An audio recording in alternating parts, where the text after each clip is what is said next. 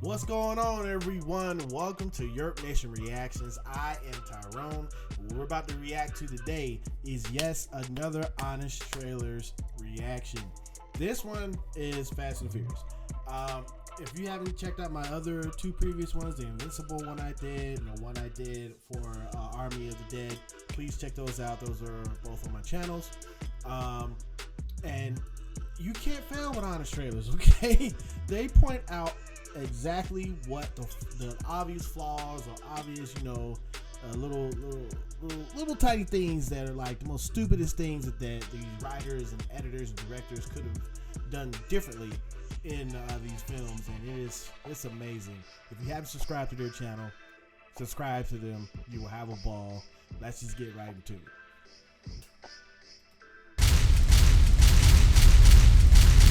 Wait, we haven't done this one already? You sure? Weird. That's what I'm saying. Before these movies were about secret agents fighting space crime or whatever. Damn, they got a magnet plane? Return to the nuts and bolts of the Fast Saga. Stealing DVD players. Is that a Panasonic PVM939? Sick. They're gonna make like $100. The first Fast and Furious movie. The one with all the thes in it. Remember Point Break? Well, some screenwriter did, and figured if they changed all the surfboards into Toyotas, no one would notice. Now, the franchise that would one day become the MCU with a GED goes back to its humble roots as an educational series about car parts. I lengthen the injected pulse. It's your fuel map. It's got a nasty hole. See a cool air intake and a T4 turbo Dominic. I see an AIC controller, direct port. Granny shifting, not double clutching like you should. Now me and the mad scientist got to rip apart the block and replace the piston rings direct you fried. port, nitrous injection, 4-core intercoolers, ball bearing turbos, and titanium valve springs. Look, buddy, I'm not here to read the manual. Can you make my sign look like an angry robot penis or not? Witness the birth of the movies that have always been about family, even though half the original cast has been disowned. Way to turn down half a meal for the sequel, Ja. Coulda, shoulda, luda. But the keepers were all there from the start, like Brian O'Connor, the most obvious cop ever. Look at this snowman right here, man. So it's a good thing he's a stone-cold cutie pie. Because when you're done, I'm putting you on the street where you belong, cutie. He's beautiful. I like his haircut. He's on a dangerous undercover mission to infiltrate Dominic Toretto's sister.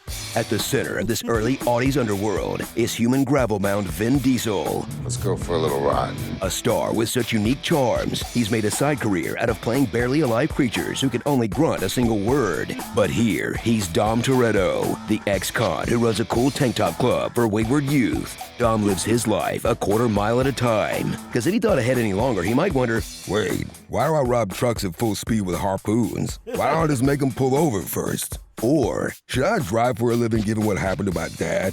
Clipped his bumper and put him into the wall at 120. I watched my dad burn to death. or like, I've already stolen $6 million worth of DVD players. Why don't I just retire and play with my street sharks? Hand sharks! Yeah, Street Sharks, yeah.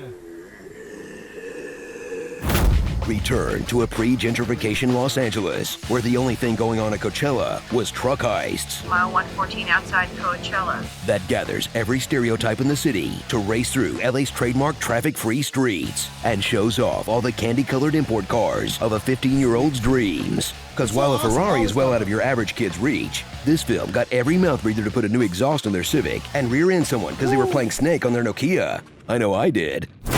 So after 20 years, 9 movies, and a Universal Studios ride that made Vin Diesel the same size as a helicopter, return to a simpler time when the franchise wasn't trying to outstunt Tom Cruise. The cast could all be in the same room together, and all anyone cared about was finding new and exciting ways to say NOS. Tune the NOS. I need NOS. It's got a NOS fogger system. He's got enough NOS in it to blow himself up. You're lucky that 100 shot of NOS didn't blow the welds on the intake. And he ordered 3 T66 turbos with NOS. NOS is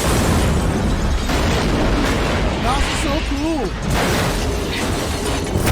Starring the following car puns, as is tradition: Baby Driver, Gran Toretto, Kia, Hot Rodriguez, Carlos Santana, Jesse Pinkslip, Johnny Transmission, Ja Rule Presents Tire Festival, and hello, spoilers, Car Wars, Rise of Paul Walker.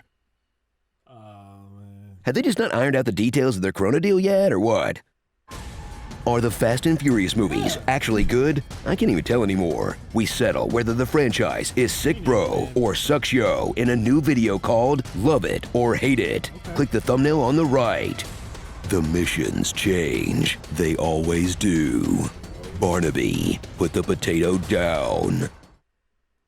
In 1981. Oh boy, you saw that. Oh man, jeez, I'm telling you, these movies started off with something that was just rooted in something simple, just fast cars, just regular theft, and a cop trying to bust them. That's all it was. Exactly what they compared it to with Point Break. But now it is damn near they go into space.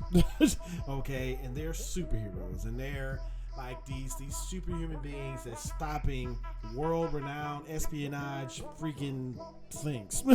Okay, and guess what?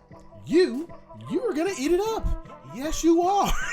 Okay, am I gonna eat it up? Yes, I am, because I do mostly wrong opinions. So of course I'm definitely gonna be seeing it this Friday. Are we going to be reviewing it on Mostly Wrong Opinions?